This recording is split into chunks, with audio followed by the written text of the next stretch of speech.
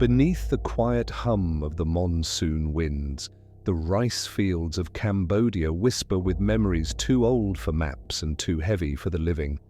The land itself seems to breathe, a slow, ancient rhythm echoing from a time when kings ruled with divinity and the Mekong carried the pulse of empires.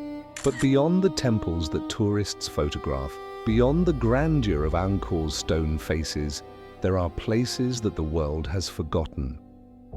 Villages erased not only by war, but by the silence that follows it. Here, the ghosts of the Khmer Empire linger in the soil, and the echoes of the 20th century's dark years still ripple beneath the waterlogged paddies. Children once sang in these villages. Monks once rang bells at dawn, and then, one day, the bells stopped. What remains now are fragments, bamboo huts reclaimed by vines, ancient wells sealed by earth, and a quiet dread that this land remembers too much. This is not just a story about Cambodia's past. It is about memory itself and what happens when the world chooses to forget. When the morning fog drifts low across Cambodia's plains, it feels as though the land itself is holding its breath. The fields stretch endlessly, shimmering with dew, yet beneath that fragile surface lies a graveyard of forgotten lives. For centuries, these villages were the quiet heart of the Khmer people, clusters of stilted houses woven from palm and bamboo, where the smell of wood smoke and fish paste marked the rhythm of survival. Long before Phnom Penh became a capital and Angkor's temples turned to stone, this was where the first whispers of civilization began. Rice, river, and rain governed everything. The Mekong would rise and fall like the pulse of a god. The villagers watched the water with reverence, calling it Tonle Sap's breath, believing its tides carried the blessings of ancient spirits. Children learned to fish before they could read, and each year, when the floods returned, they offered bowls of rice to the river's edge, a ritual as old as memory itself. Nights glowed with oil lamps and the hum of insects. The air carried the sound of chanting from distant pagodas, prayers asking for good harvests and protection from the spirits that moved unseen among the trees. Yet this peace was an illusion, stretched thin across the centuries, for Cambodia's soil, rich and red, has always been both womb and grave. Beneath those same paddies lie the remnants of dynasties, bones of warriors, rusted iron, and fragments of pottery that once held the rice of kings. The Khmer Empire, rising from these plains over 1,000 years ago, consumed everything in its path. Its rulers, Suryavarman, Jayavarman, believed they could bend nature itself to their will. They carved rivers into canals, turned forests into cities, and raised Angkor Wat from the dust like an offering to the heavens. But for every god-king who stood in the light, there were thousands who toiled unseen in the dark. The forgotten villages were the empire's pulse, their hands the builders of eternity. They cut the stones, laid the bricks, and carried the offerings that filled the temples with life. Yet when the empire fell, they were the first to vanish from record. No one wrote their names, no one marked their graves. The forests swallowed their homes, the rivers changed course, and their descendants became whispers carried on the wind. Centuries later, when the French arrived with cameras and notebooks, they spoke only of the ruins. Angkor's towers became the world's obsession, a symbol of lost glory, while the living villages, those still clinging to the old ways, were treated as relics. The colonial gaze turned the Cambodian countryside into a museum of stillness, frozen in time for the West to marvel at. But the villagers knew that stillness had a cost. Beneath the serenity there were things best left undisturbed. They spoke in hushed tones of Preah Phum, the spirits of the earth, said to guard the bones of those who once built the empire. Every forest clearing had its guardian, every field its ghost. Children were told not to play near ancient wells or dig too deep in the mud. The past, they believed, was watching. Then came the wars. First, the echoes of colonial collapse and independence, and then the roaring storm of the 20th century. In the 1970s, when the Khmer Rouge swept across the land, these quiet villages became silent once again, but this time not by choice. The regime's black-clad soldiers moved like shadows through the countryside, turning rice fields into camps and temples into prisons. Families vanished into the mist, leaving only the smoke of their fires behind. The world would later call it genocide, but here, in these villages, it was something else, a vanishing of memory itself. For the villagers who survived, history became dangerous. Speaking of the past could mean death. Even the old songs were forbidden. They were told to forget, to erase not only the empire, the monks and the kings, but their own names. The survivors obeyed. They buried their stories with their dead, hid their relics beneath the soil, and learned to live without remembering. When the soldiers finally left, the silence remained. Today, if you walk through these places, you can still feel that silence. The air grows heavy as if time itself resists intrusion. Bamboo groves twist around forgotten shrines. A fragment of carved sandstone juts from the earth, its patterns worn smooth by centuries of rain.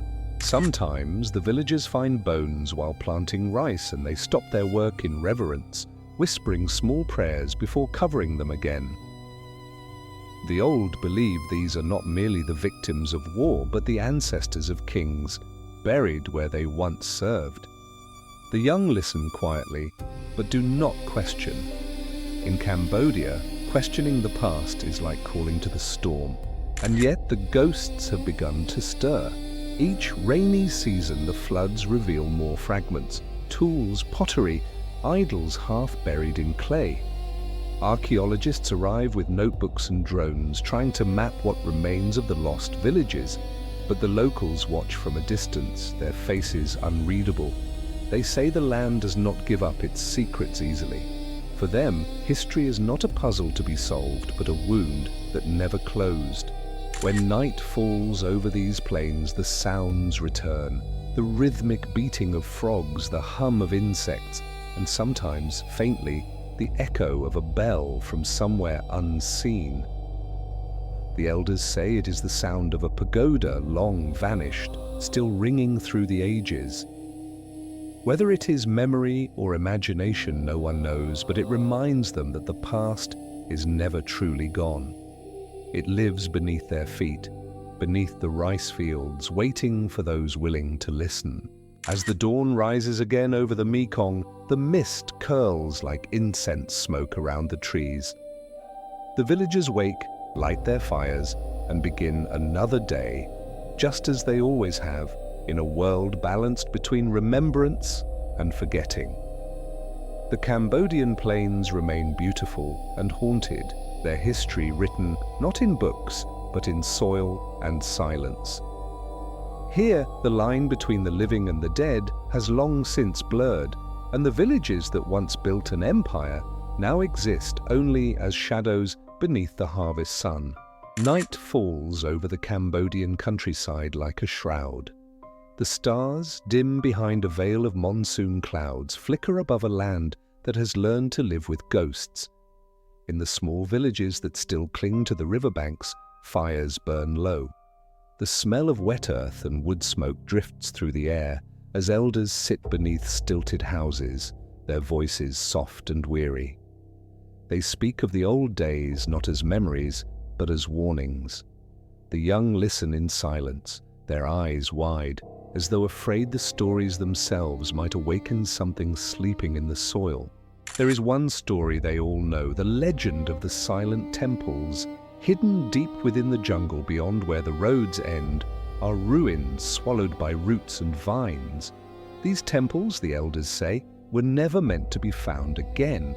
They were built not for kings, but for the villagers who served them, a secret place where those who suffered beneath the empire's weight could offer prayers of their own.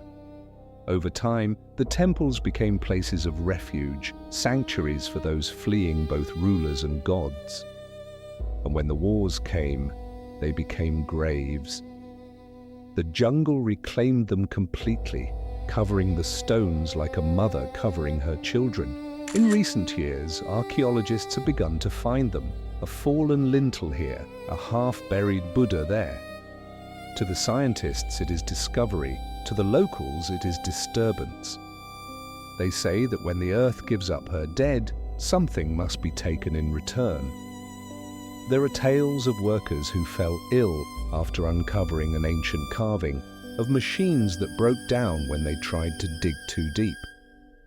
The elders call it balance, the law of remembering. Every time someone uncovers the past, the present trembles. By daylight, these fears seem distant, drowned out by the hum of cicadas and the rhythm of daily life. Women wade through flooded paddies, their conical hats bright against the green water. Children chase buffalo along the dikes. The world moves slowly, repeating itself as it always has. Yet beneath the routine, there is a sense of waiting. The villagers know that the land remembers everything: the empire's rise, the invasions, the famine, the killings. It is all still there, layered like sediment beneath the surface. At night, the air grows heavy again. The monks in the pagodas light incense and chant for the restless dead. Their voices echo through the darkness, low and resonant, as if speaking directly to the earth. They pray not only for the souls of the lost, but for the living who walk among them. In Cambodia, there is no clean separation between the two. The living and the dead share the same roads, the same fields, the same rivers. Every grain of rice harvested is a piece of history reborn. Sometimes, in the flicker of firelight, the elders speak of the years of silence, the decades when the country forgot itself. They describe how the Khmer Rouge tried to erase even the memory of what came before, how the books were burned, the monks killed, the pagodas turned to dust. But even then, in secret, people remembered. A mother would whisper old songs to her child under the cover of night.